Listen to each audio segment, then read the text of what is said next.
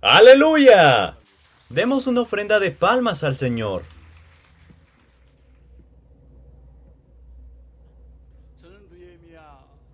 Empezaré una serie de sermones de Nehemías, llamada 52 días de milagros. 52 días de milagros. El sermón del día de hoy se titula Hombre con visión y oración. Han pasado 25 años desde que nuestra iglesia comenzó. Este es el mensaje que Dios le da a nuestra iglesia, el mensaje de Nehemías. Primero, el libro de Nehemías nos permite ver al pasado. Después del tiempo del cautiverio en Babilonia, ellos habían sufrido enormemente.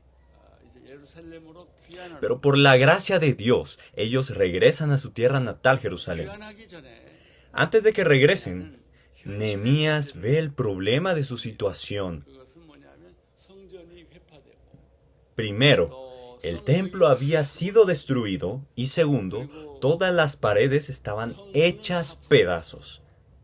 Todas las puertas habían sido quemadas. Era un caos en Jerusalén.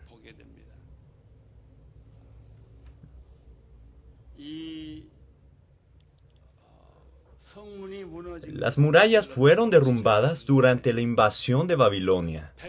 Permaneció de esa manera durante 140 años. Las paredes aún estaban quemadas. Ellos creían en Dios, pero la casa en la que Dios habitaba había sido derrumbada.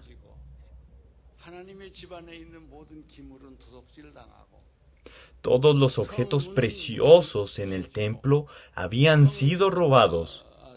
Todas las puertas habían sido quemadas y las paredes habían desaparecido. Pero esto todos los días debió haber sido desgarrador. Esta es la situación.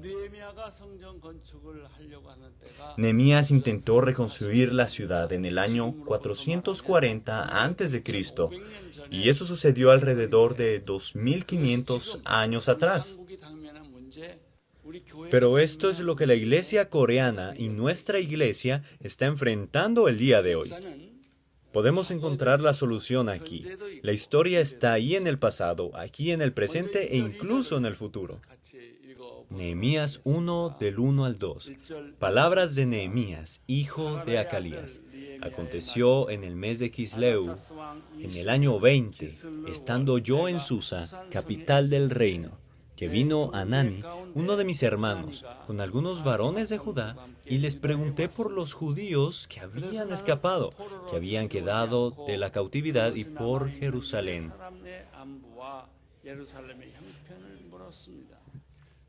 La introducción de Nehemías es simple, solo hay un dato acerca de él. Era el hijo de Acalías.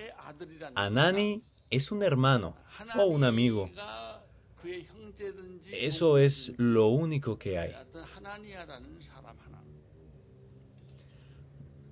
En Babilonia, se tomó a su familia como cautivos en la generación de sus abuelos. Él era la tercera generación en cautividad, abuelo, Acalías, Nehemías. Para que entiendan mejor, él era la tercera generación de inmigrantes. Aún la segunda generación normalmente pierde la identidad de su patria.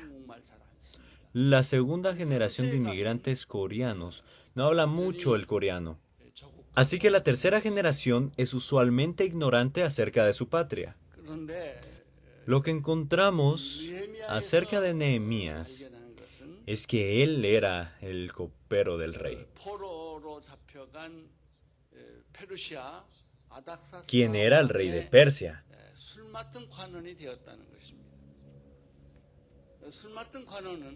Un copero no parecía que es mucho, pero es una posición importante. El copero Podía comer con el rey. Él podía tener conversaciones directas con el rey. Ellos podían hablar acerca de política. Y él le podía dar consejo al rey.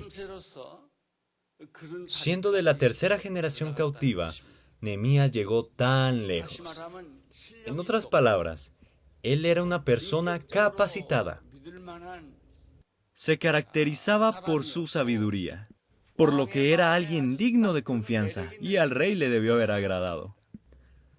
Hay otras dos personas que son similares, José y Daniel. José se convirtió en el primer ministro y gobernó en Egipto.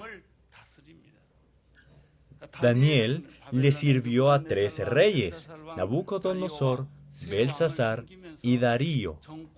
Él fue la tercera persona más poderosa de Babilonia y Persia. ¿Cómo es eso posible? Ni siquiera en su tierra natal. Ellos eran inmigrantes, o más bien, eran cautivos. Ellos eran tan capaces, habían llegado tan lejos.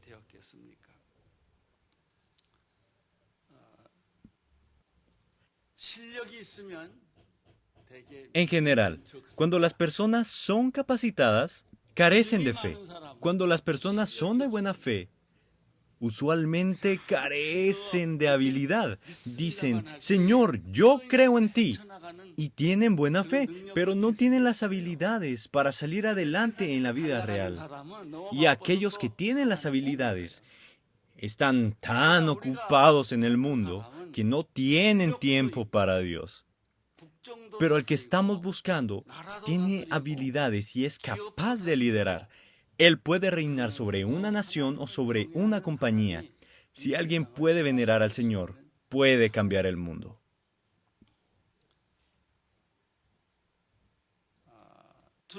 Otra característica de Nehemías es que es muy patriota. Todos tienen patriotismo. Todos quieren que a su país le vaya bien. Sin embargo, patriotismo y poder no son lo mismo. Muchas personas quieren poder en nombre del patriotismo. Quieren convertirse en presidentes, políticos o gobernadores. Si lo analizamos profundamente, muchas veces no es patriotismo. Hay muchos líderes que piensan cosas extrañas. Sin embargo, Nehemías era de la tercera generación cautiva.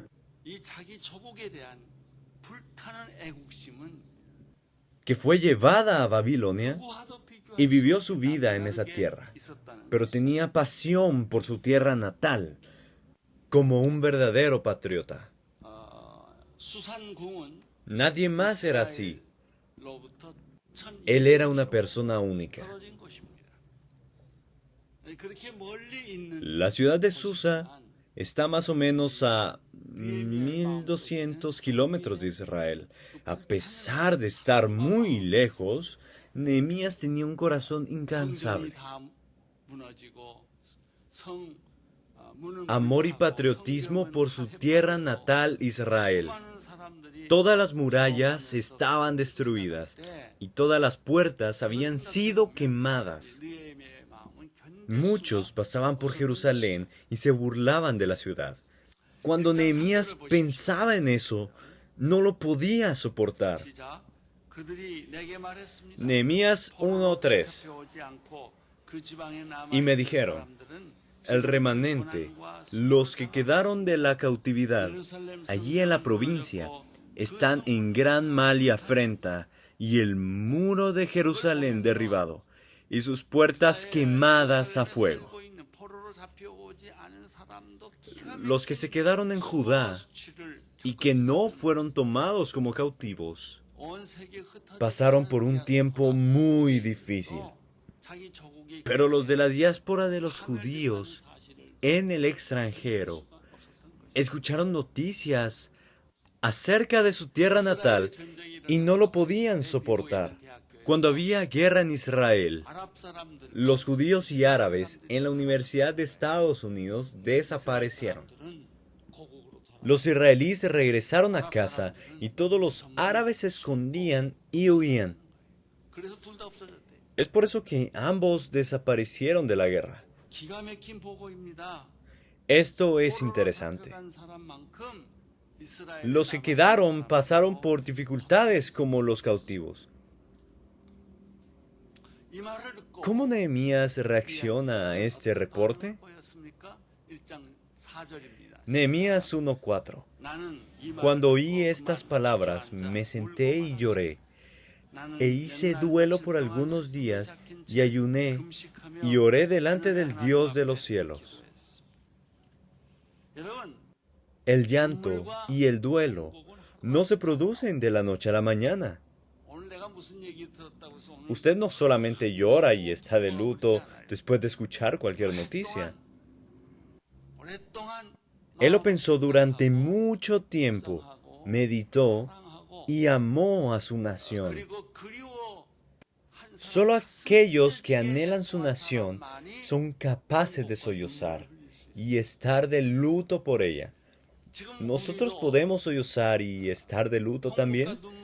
No, no podemos. Puede que lloremos, pero cesará poco después. Dice que estuvo en duelo por algunos días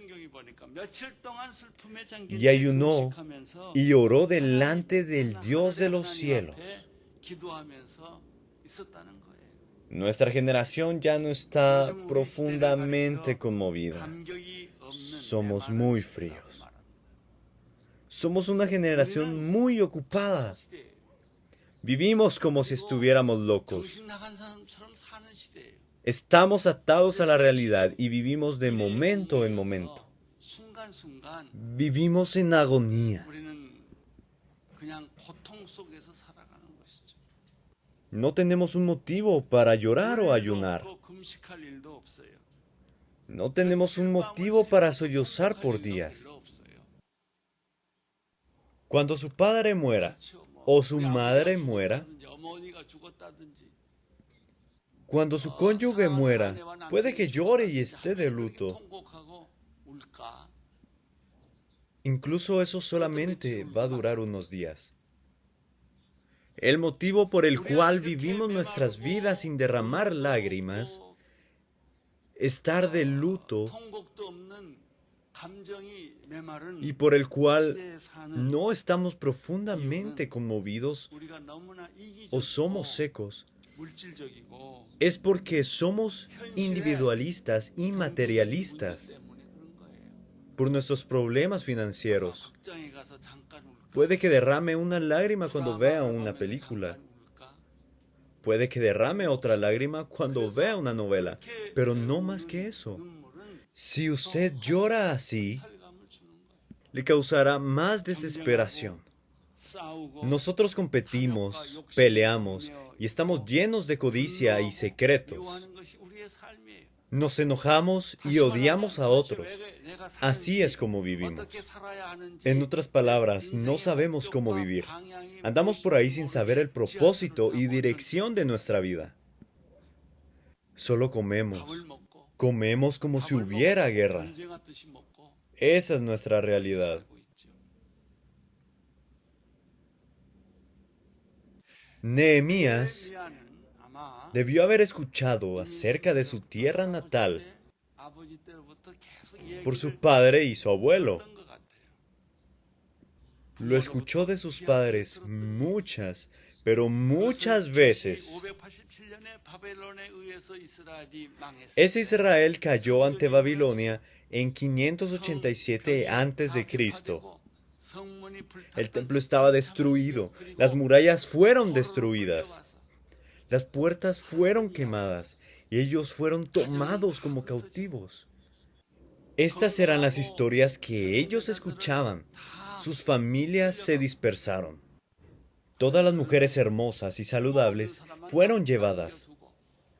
Los que se quedaron eran los ciudadanos de la clase social baja. Nehemías escuchó historias trágicas de sus padres. La razón por la que no tenemos una buena perspectiva de Japón es porque nuestros padres nos contaron esas historias. Nunca pudimos ver el lado bueno. Ahora que he vivido por un tiempo en Japón, he notado cosas de ahí que podemos aprender.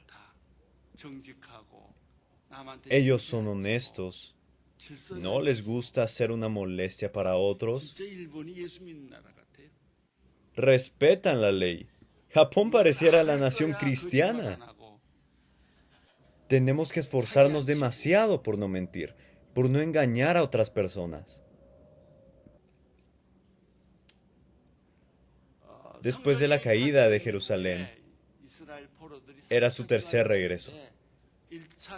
Después del primer regreso, había una iniciativa para reconstruir el templo. Sin embargo, el pueblo de Dios siempre enfrenta oposición y conspiraciones. Mientras ellos intentaban reconstruir el templo, otros pueblos se levantaban en su contra. Ellos le escribían cartas al rey para que los protegiera de los ataques. Es por eso que es aún más trágico. Han pasado 140 años desde que las murallas y el templo fueron destruidos. Los extranjeros los atacaban todo el tiempo y estaban siendo saqueados. Las murallas y el templo, conforme pasaban los días, se miraban peor. ¿Qué hizo Nehemías cuando escuchó este mensaje? A él no le importó y estaba satisfecho en donde estaba. Él no hubiera derramado lágrimas. Él no hubiera estado de luto o hubiera ayunado. Pero en su corazón él había pensado en su tierra natal, Dios y en el templo. Porque siempre había pensado en eso. Y se sentó y sollozó en voz alta. Él estuvo de luto y ayunó. Así fue como él reaccionó. Podemos asumir que, aunque Nehemías tiene un trabajo gubernamental, siempre pensaba en Dios y su reino, en las murallas y en el templo.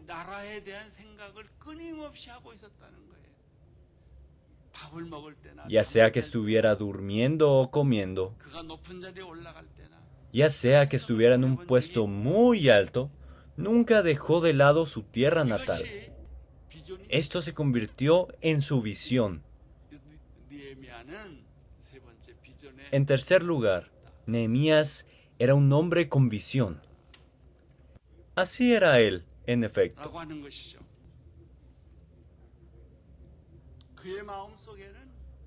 Él tenía pasión por su tierra natal. Era como pensar cómo nuestros antepasados perdieron nuestro país y querían restaurar Corea como lo era antes. Así como Jong-un y los combatientes independientes tenían una pasión similar. La tragedia de hoy en día es que ellos tienen demostraciones e ideología, pero no hay patriotismo. Para amar a un país, y hacerlo un mejor lugar, se necesita derramar sangre y lágrimas por él, estar en duelo y ayunar por él. Pero nadie está haciendo eso. Una generación que no ha visto guerra no la toma en serio. No tiene nada que ver con ellos. Pero aquellos que estuvieron en guerra tienen una perspectiva diferente. No podemos dejar entrar al comunismo. La ideología no debería gobernar esta tierra. No podemos ser invadidos por otros. Los ancianos tenían este tipo de ideas muy arraigadas en su interior. Eso es el patriotismo. Él solamente pensó en su tierra y su gente, en el templo de Dios, la muralla. Él pensó en la gran muralla, aunque solo haya quedado una parte. Él pensó en las puertas que fueron quemadas. Todos los días estaba de luto. El corazón de Nehemías estaba roto.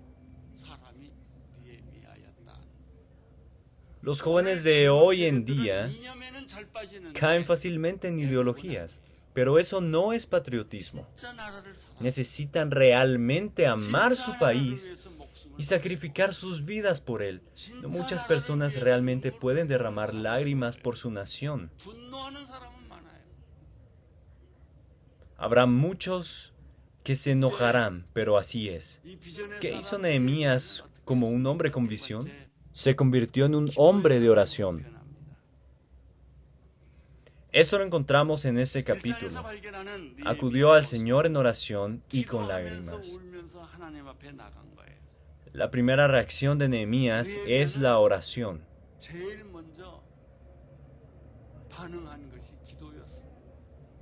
No acudió a Artajerjes, no intentó convencer a nadie.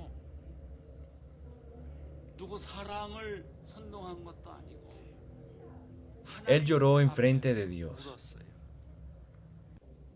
Debemos prestar atención a este versículo.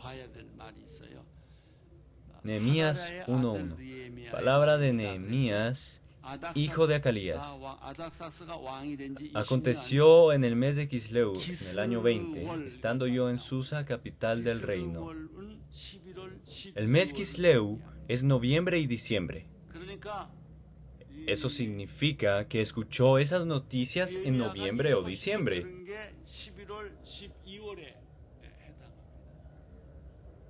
Él no se movió hasta que Dios contestó su oración. En el capítulo 2, versículo 1, su oración fue contestada. Dice que en el mes de Nisan, que es marzo y abril.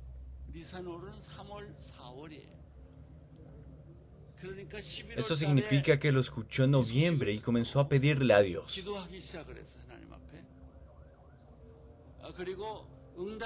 Luego obtuvo la respuesta a su oración. Fue contestada 4 meses después. Esto es lo que destaca de la oración de Nehemías. Cuando tenía un problema, no acudía a los hombres. Acudía al Señor directamente. En su tristeza oró a Dios y entre lágrimas se lo hizo saber. La respuesta de Dios no fue inmediata. Llegó 4 meses después. La respuesta podría venir 40 meses después de que usted empiece a orar. Cuando enfrentamos dificultades, acudimos a otras personas. Buscamos a otras personas para que nos ayuden. Vemos que Nehemías oró cuando estaba en estado de ansiedad. Esto es más fácil decirlo que hacerlo. Pareciera que se resolverá cuando encuentras a alguien más. Pero cuando acudimos a Dios, no sabemos cuándo recibiremos respuesta. Por eso es difícil. ¿Cuándo nosotros acudimos a Dios? Cuando probamos esto y lo otro y todo falla. Ahí decidimos arrodillarnos a orar.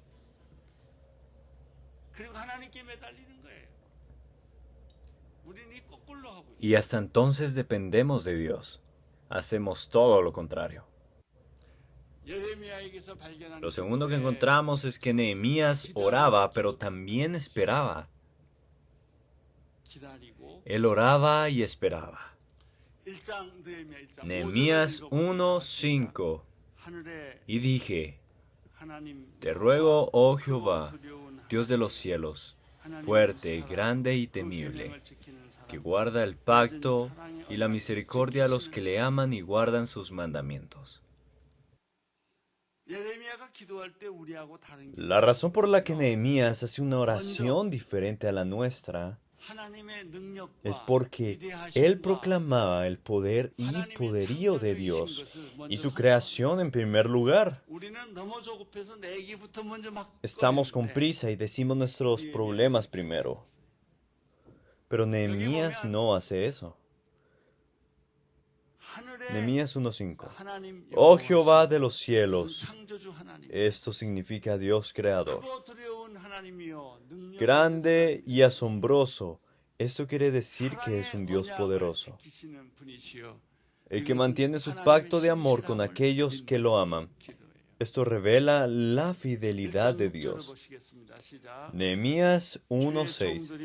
Esté ahora atento tu oído y abiertos tus ojos para oír la oración de tu siervo que hago ahora delante de ti día y noche por los hijos de Israel, tus siervos. Y confieso los pecados de los hijos de Israel que hemos cometido contra ti. Sí, yo y la casa de mi padre hemos pecado. Podemos resumir la oración de Nehemías de la siguiente manera. 1. Él acudió a Dios en vez de a otras personas. 2. Esperó mientras oraba. 3. Alabó a Dios mientras oraba. 4. Él hace una oración de arrepentimiento. Y 5. Cuando estamos apresurados, únicamente oramos por lo que nos interesa. No confesamos. ¿Qué salió mal? ¿Dónde cometí el error? ¿Por qué nuestro país está sufriendo? ¿Cuál es la raíz de esto? Nehemías quería confesarle a Dios antes que nada. Es por eso que se arrepiente de sus pecados y de los pecados de sus antepasados. Nehemías 1:7. En extremo nos hemos corrompido contra ti, y no hemos guardado los mandamientos, estatutos y preceptos que diste a Moisés tu siervo. Hay dos cosas. Esto no se trata de sus pecados, sino de los pecados de sus antepasados. Sus antepasados actuaron perversamente y no obedecieron los mandamientos, estatutos y preceptos dados a tu siervo Moisés. Los problemas que está afrontando pueden ser el resultado de los pecados de sus antepasados.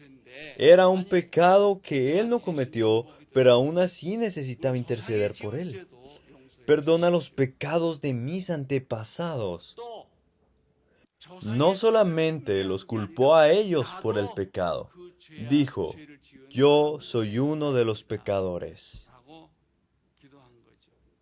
Así fue su oración, y esa es la diferencia entre su oración y la nuestra. Nehemías 1:8-9.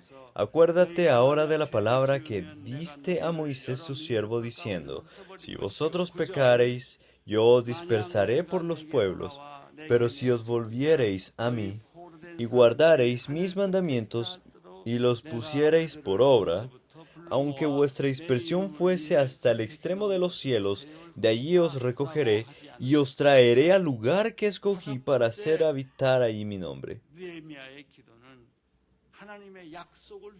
5. Nehemías oró por la promesa que Dios hizo en el pasado.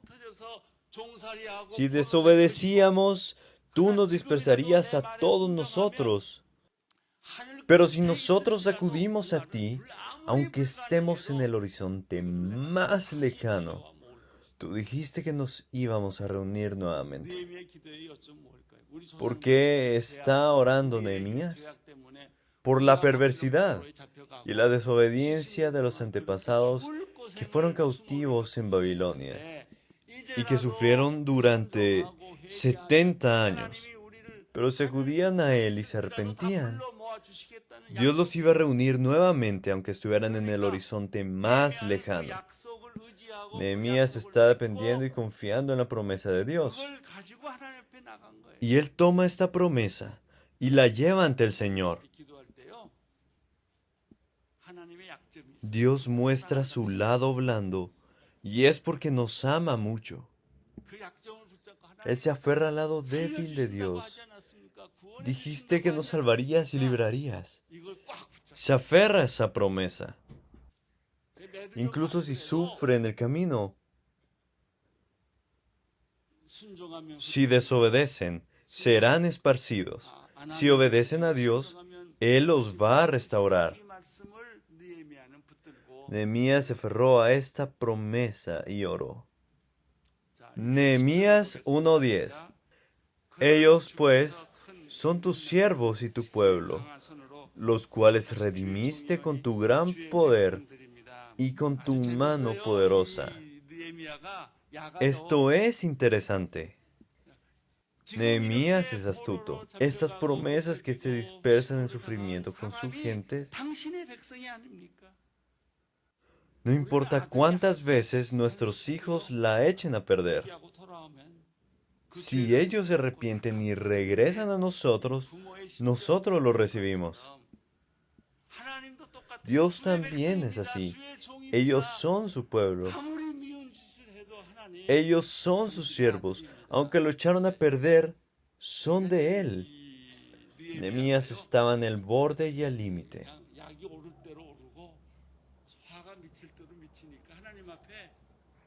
Así que ahora le ruega a Dios.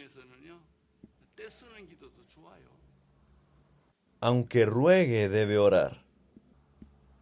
Dios, no nos abandones y sálvanos como prometiste. Te estoy suplicando, Señor, anhelo tu mano. He pecado y mis antepasados también han pecado. Hemos cometido errores y te he fallado. Aparta tu mirada de eso y ten misericordia de mí. Nehemías 1:11. Te ruego, oh Jehová, esté ahora atento tu oído a la oración de tu siervo y a la oración de tus siervos, quienes desean reverenciar tu nombre. Concede ahora buen éxito a tu siervo, y dale gracia delante de aquel varón, porque yo servía de copero al rey. Aquí hay dos puntos interesantes. Primero, Nehemías está pidiendo el favor de Dios. Si el rey no lo concedió, pues bueno, él no hizo eso. Si esto no funciona, me va a matar. Oró por su vida que estaba en juego. Dios, ten misericordia de mí. Muestra tu favor en mi familia. Confieso los pecados del pasado. Confieso acerca de los pecados que cometí. Sálvame, Señor. Muéstrame tu favor. Esa fue la oración de Nehemías. ¿Por cuánto tiempo? Por 4 meses. Por último, hay algo más. Yo era el copero del rey. Esto es lo que significa. Todo lo que puedo hacer es servir vino para el rey.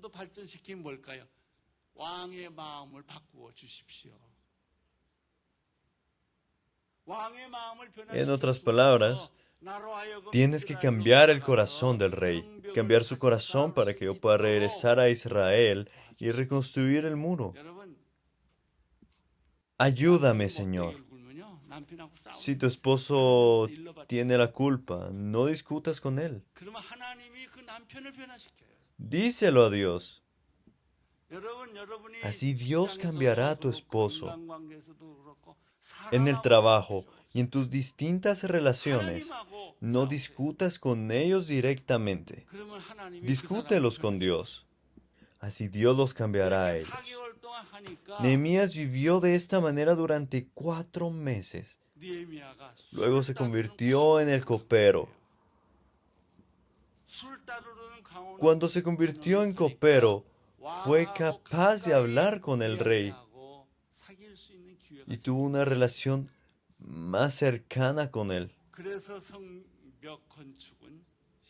Así es como inició la reconstrucción del muro.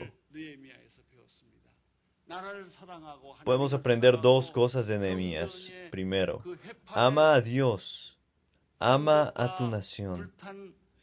Y la pasión para reconstruir el muro y el templo de Dios. Acabamos de aprender que no solo sucedió, no solamente ayunó por un día, no es como perder un trabajo o no. Puso su vida al borde y le oró a Dios. Segundo, Nehemías era un hombre con visión y lo cumplió a través de la oración.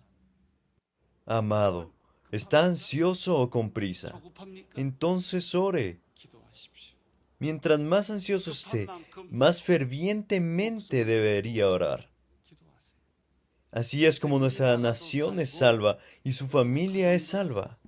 Y usted también será salvo.